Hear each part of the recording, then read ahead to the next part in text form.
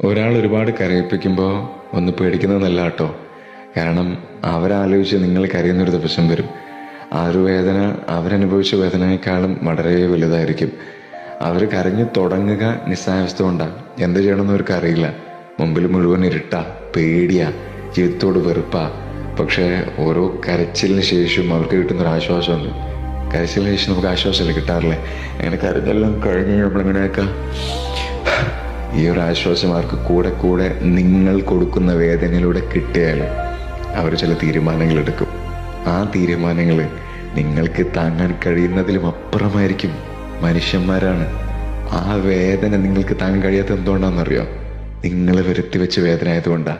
അവരുടെ വേദന നിങ്ങൾ അവരുടെ ജീവിതത്തിൽ നിന്നും പോകുന്നതോടുകൂടി പോവും. പക്ഷേ നിങ്ങളുടെ വേദനയോ നിങ്ങൾ ചെയ്ത പ്രവൃത്തി കൊണ്ട് beware. Please respect each other. Life അടിപൊളിയാവും.